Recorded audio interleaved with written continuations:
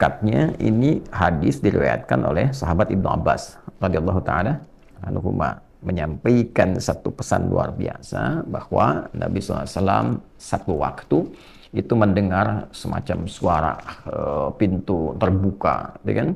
Kemudian setelah itu beliau menengok ke langit, tiba-tiba pintu langit terbuka. Ya.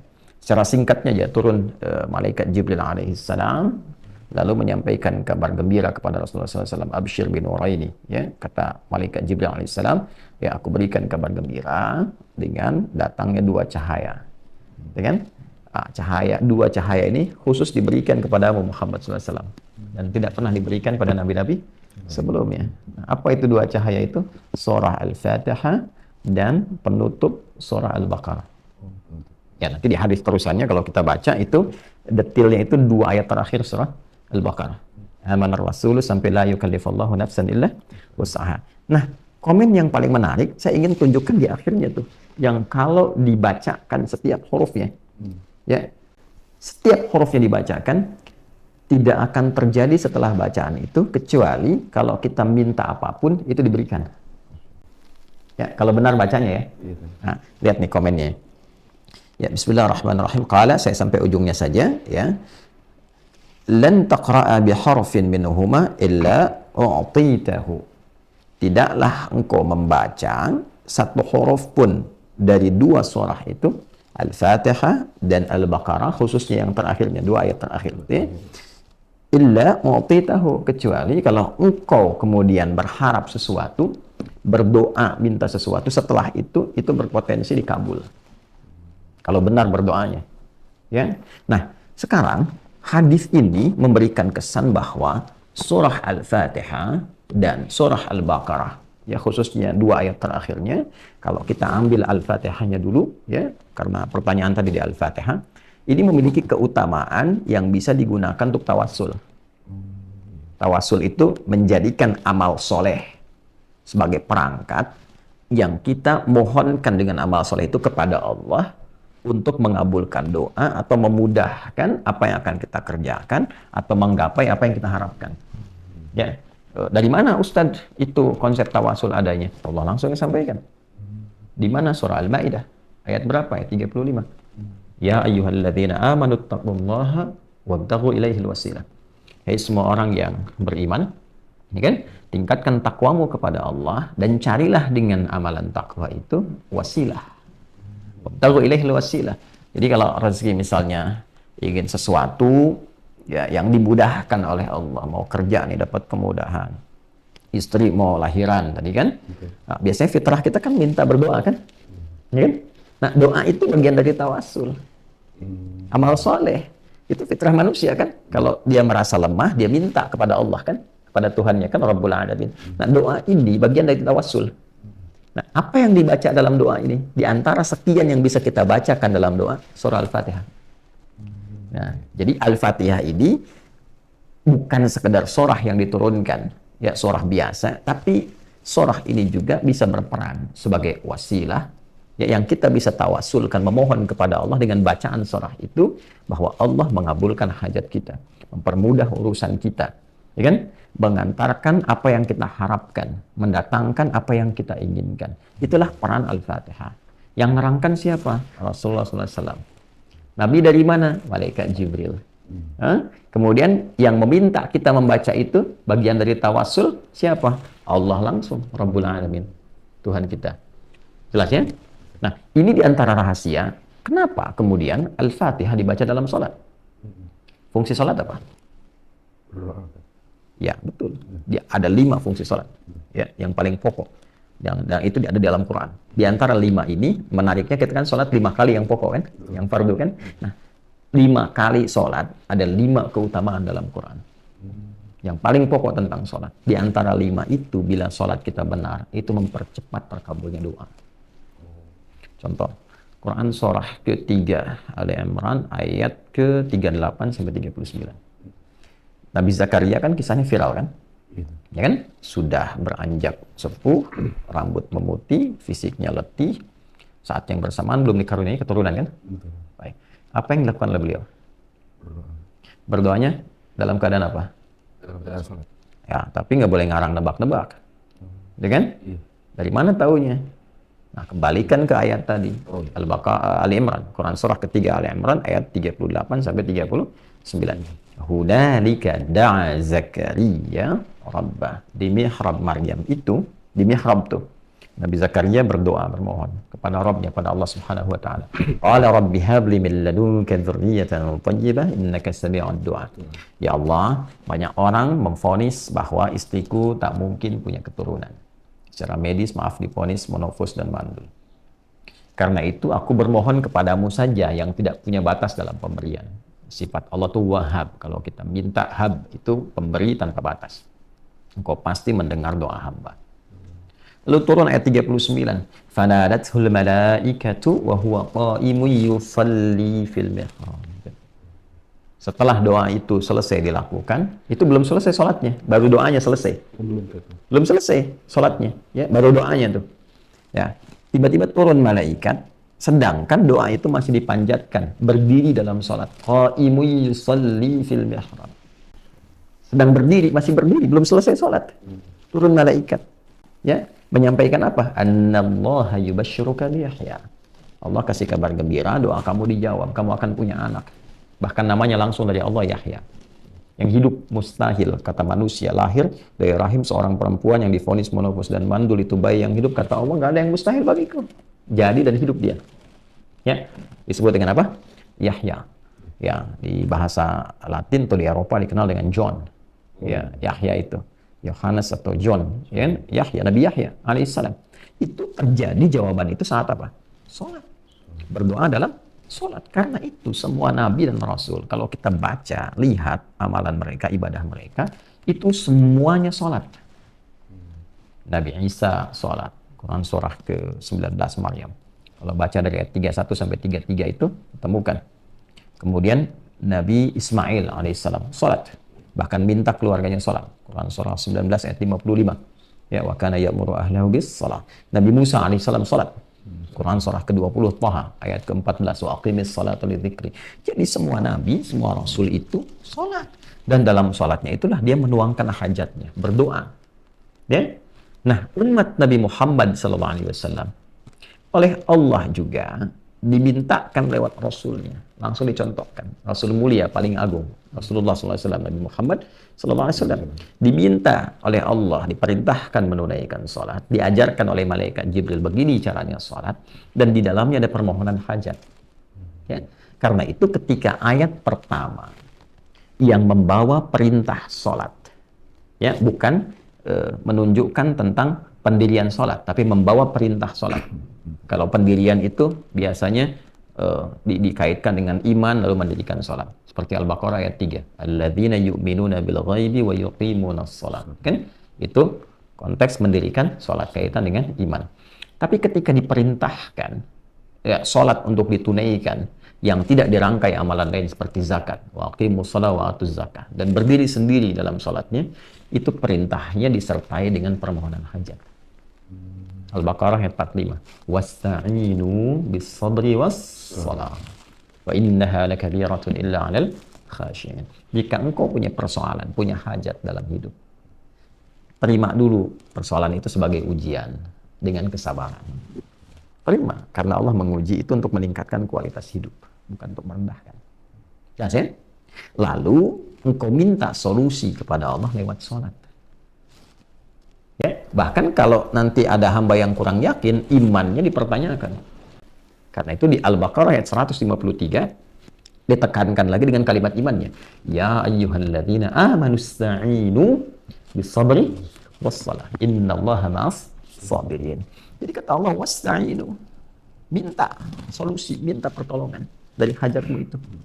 Nah, menariknya saat kita tunaikan sholat itu, lalu kita katakan, ya Allah, Engkau perintahkan aku meminta, aku lakukan sekarang. Ya kan? Dalam ibadah ini, dalam sholat ini. Anda kalau ingin merubah kalimat perintah, wasta'inu, menjadi kalimat permohonan, rubah menjadi nasta'in. Wasta'inu, jadi nasta'in, nasta'inu. Saya tanya, kita dalam sholat tuh baca nggak kalimat nasta'in? Nah, bacanya kapan? Fatihah. Iyyaka na'budu wa iyyaka nasta'in. Ya Allah, hanya untukmu, hanya kepadamu. Na'budu, aku beribadah, menunaikan salat. Ya, karena di ibadah na'budu di situ maksudnya salat. Ditemukan padanannya di Quran surah ke-20 Taha ayat ke-14. Innani anallahu la ilaha illa ana fa'budni. Kata Allah fa'budni, kita katakan iyyaka na'budu. Kan? Itu perintahnya. Fa'budni, kita bilang iyyaka na'budu. Ya kan? Nah, dari mana taunya itu salat? Teruskan ayatnya wa aqimis sholata. Jelas? Maka kita katakan iyyaka na'budu. Setelah itu wa iyyaka nasta'in, dan hanya kepadamu ya Allah aku sekarang punya persoalan, punya hajat, aku minta, aku mohon. Nah, jadi Al-Fatihah ini diantara keistimewaannya bahkan perintah langsung dari Allah, lalu contohnya langsung dari Rasulullah SAW untuk dipraktekkan dalam sholat sebagai wasilah memohon kepada Allah dari hajat. Karena itu setiap sholat itu hajat. Dulu orang-orang kalau punya hajat tertentu yang sifatnya spesifik, ya, itu dia sholat. Lu minta. Imam Al-Bukhari, ini kitab saya Al-Bukhari ini. Imam Al-Bukhari itu, ini menulis saya Al-Bukhari ada 97 topik. Kurang lebih lah ada sekitar 7.000 hadis kalau digabungkan semuanya. Itu setiap menulis satunya, beliau sholat dulu 2 rakaat. Satu hadis itu kan? 16 tahun ditulisnya. Di Masjidil Haram. Jadi sebelum menulis itu sholat dulu. Kalau tenang, batinnya nyaman, merasa terdorong tidak ada masalah, nyaman, nulis. Kalau nggak tenang, nggak jadi. Sampai selesai di Masjid Nabawi di Al-Madinah Al-Munawwarah. Dan beliau membawa ini sebagai bekal untuk berjumpa Rasulullah. Nah, pasti bawa bekal apa tuh? Untuk jumpa dengan Rasul.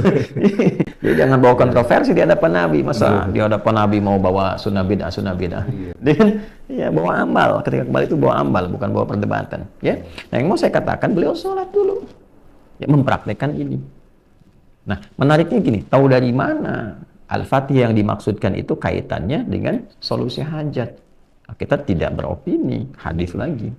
Kan tadi timbangan di awal, Quran dengan hadis. Caranya dari yang mana? Saya Muslim lagi. Nomor hadis 397. Ya. Saya bukan ingin menunjukkan saya hafal, ini tidak. Karena kita kan ngaji. Ngaji. Kamu mau baca, lihat sendiri, 397. Nah, ini ya. Ini saya kasih hijau, ini bukan nandain topik-topik sekarang kita ngobrol, ini yang dulu-dulu saya lagi bahas, tandain, baca. Kalau ini dari 395 sampai 397.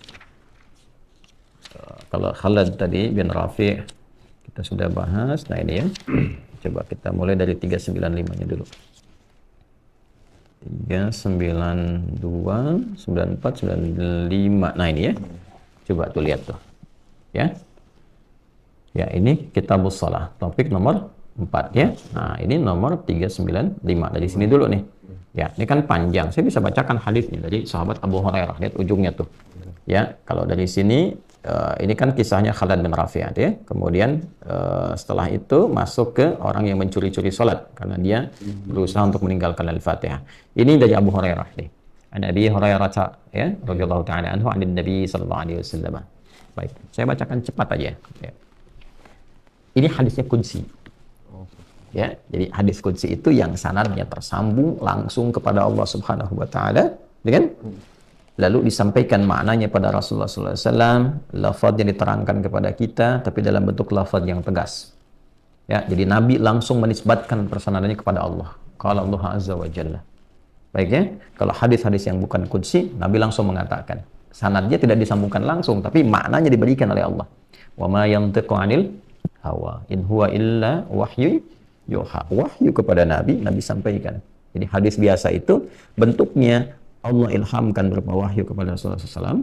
Beliau lafadznya langsung dari Nabi disampaikan. Nabi menyampaikan innamal a'malu binniyat. Lafadznya dari Nabi, tapi maknanya Allah yang sampaikan. Kalau Quran, lafadz dan maknanya langsung dari Allah. Jelas? Kalau hadis qudsi itu maknanya dari Allah Subhanahu wa taala, lafadznya Nabi tegaskan tapi sanadnya Nabi sambungkan kepada Allah. Qala Allah azza wa jalla. Ya, kata Nabi, qala Allah azza wa jalla wa kama qala sallallahu alaihi wasallam, qasamtus shalah baini wa baina 'abdi. Allah itu berfirman, aku membagi salat itu 2 bagian, antara hak aku dan hak hambaku. Ya, wali 'abdi masal. Dan hambaku bila benar menunaikan kewajibannya sebagai hak aku. Jadi kalau ada hak ada apa? Kewajiban kan? Jadi hak Allah kewajiban kita, hak kita kewajiban Allah kepada kita. Saking adil dan rahman rahimnya Allah itu, padahal Allah tuh mudah saja mengatakan sholat tuh kita hamba. Tapi karena rahman dan rahimnya, ya menjelaskan kenapa engkau mesti sholat. Bukan hanya membuktikan keimananmu kepadaku, penghambaanmu kepadaku, tapi ada manfaat yang kau akan dapatkan dalam hidupmu untuk mempermudah tugasmu di dunia ini. Maka aku bagi dua bagian, kata Allah dalam sholat itu.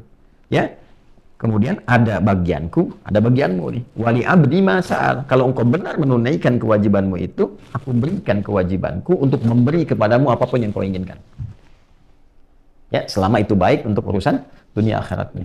Jadi ada posisi dalam sholat itu yang kalau kita benar, itu Allah mengabulkan apapun yang kita minta. Selama itu ada maslahat dunia akhirat. Jelas? Baik, kapan itu dimulai? Kata Allah, nanti kembalikan ke sini ya. Idza qala al-'abdu alhamdulillahi rabbil alamin. Itu dimulai saat hamba membaca alhamdulillahi rabbil alamin. Qala Allah azza wa jalla, Allah menjawab, hamadani 'abdi, hambaku sedang memujiku. Wa idza qala al-'abdu ar-rahmanir rahim. Kalau hambaku berkata ar-rahmanir rahim, qala Allah azza wa jalla, athna 'alayya 'abdi. Hambaku sedang menyanjungku. Wa idza qala al-'abdu maliki yaumiddin. Kalau hambaku berkata maliki yaumiddin, qala Allah azza wa jalla, Allah kemudian menjawab, majjadani 'abdi, hambaku sedang mengagungkanku. Perhatikan, idza qala al-'abdu iyyaka na'budu wa iyyaka nasta'in. Qala Allah azza wa jalla. Kalau hamba berkata iyyaka na'budu wa iyyaka nasta'in, maka Allah langsung menjawab. Perhatikan jawabannya. Hadza baini wa baina 'abdi wa li 'abdi ma sa'al. Ini perjanjian antara aku dengan hambaku, dan kalau hambaku benar sampai bacaan ini, apapun yang dia minta aku berikan. Jelas? Saya gambaran gini. Razki saya kasih waktu 1 menit. Ya. Untuk minta apa saja diberi. Ya. Kira-kira mau minta apa? Minta kalau 1 menit. Jadi itu panjang loh 1 menit itu. Betul, ya, apalagi kalau saya katakan cuma 5 detik. Iya.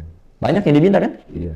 Makanya Allah ajarkan 1 kalimat, 1 ayat yang bila dibaca terpenuhi semua apa yang kita minta itu. Ihdinas siratal mustaqim. Siratal ladzina an'amta 'alaihim ghairil maghdubi 'alaihim walad dhalin. Itu permintaannya para nabi, orang soleh, orang siddiqin itu ada di An-Nisa ayat 69.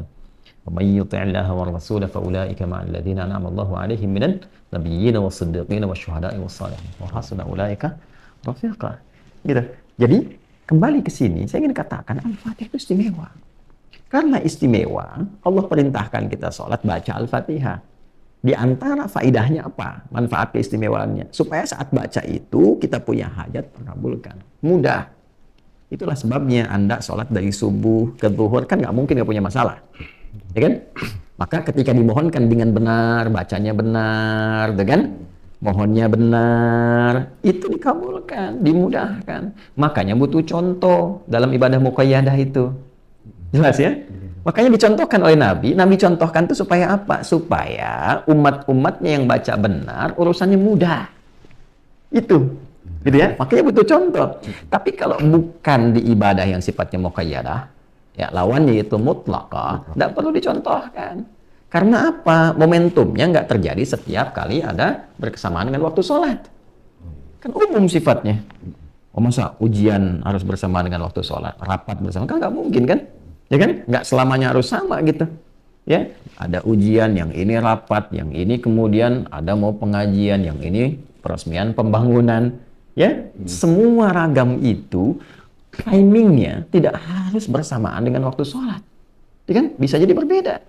Karena itulah Al-Fatihah. Itu selain bisa dibaca muqayyadah dalam sholat yang terikat rukun, syarat, waktu, dan tempat, itu bisa dibaca umum di setiap keadaan. Iya, bebas saja. Karena apa? Dia punya sifat umum, yaitu sifat-sifat tawassul. Itu sifat yang digunakan perantara untuk memohon kepada Allah kebaikan-kebaikan.